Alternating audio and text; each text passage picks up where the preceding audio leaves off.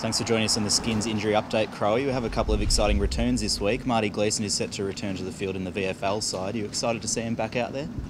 Yeah, obviously it's been over a year since Marty sustained his injury.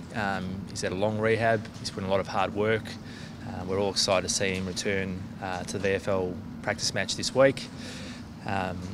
Marty's still working on those end stage things, explosiveness and other bits and pieces with his ankle, so we're still taking a slow and steady approach with him, but we're really comfortable that he's at a point where he can join in some match play at a competitive level this weekend.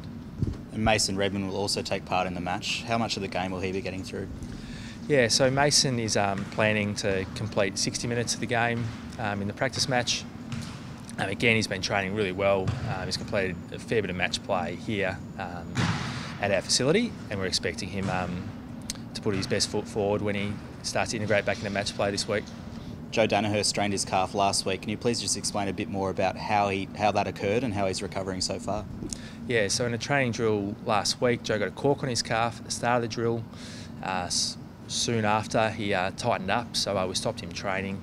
When we scanned it, it showed a tear to his soleus, so that's why we'll be expecting him to miss 5 games, or the equivalent of 5 weeks of football. We don't see it that often, but it can happen where you get a bleed from a cork that then creates an environment within the muscle for it to then consequently strain. So that's the most likely factor in that situation.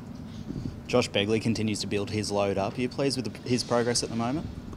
Yeah, so Josh is tracking well. We decided to take another couple of weeks before we put him back in competitive match play. He's done some match play here at the club. He's still building up his strength and those final bits of time in group training in three-dimensional settings. And we're really hoping that he'll be ready for VFL round 1. Cale Hooker looked to get through a good amount of running today. How is he tracking at the moment? Yeah, Cale's progressing well after his strain. Again, he's putting in plenty of work both inside and on the track, and we're expecting Cale to just keep progressing forward and should be in some training with the main group next week. And Matt D was also on the track today. Is he far off returning to full training?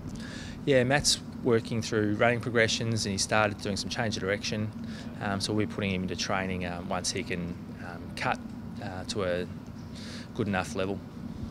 Overall, you're pretty pleased with your availability heading into round 1? Yeah, obviously we missed Joe and Cale, but we've got a lot of work into the group. We've put a real emphasis on our transition running this year. We've got, I think, a pretty fit squad heading into the first game, so really looking forward to seeing how we go on Sunday. Great, well thanks very much for your time and good luck. Thanks, guys.